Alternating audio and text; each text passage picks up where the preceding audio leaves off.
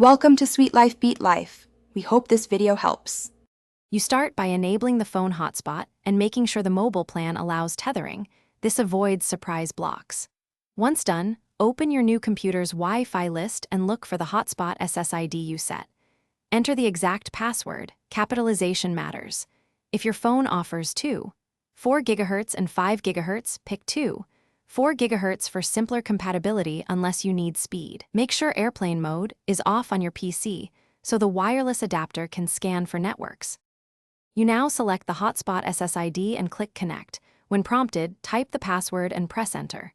Once connected, set the network profile to private when you trust the phone so file sharing works. Choose public on unknown networks for safety. Make sure the PC obtains an IP address from your phone's DHCP. Check network settings if you see a 169.254.x address.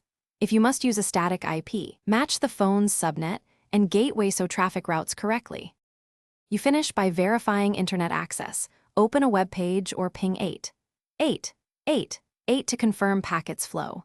If speeds are poor, make sure fewer devices are connected, close heavy apps, or switch the phone to the other Wi-Fi band. These steps reduce congestion. If you cannot reach the internet, turn off and on the hotspot, disconnect and reconnect the PC, and reboot both devices when necessary. One troubleshooting tip: if you see no IP or no internet, reset the phone's network settings. This often resolves stubborn tethering issues. Thanks for watching. Consider subscribing if we helped you.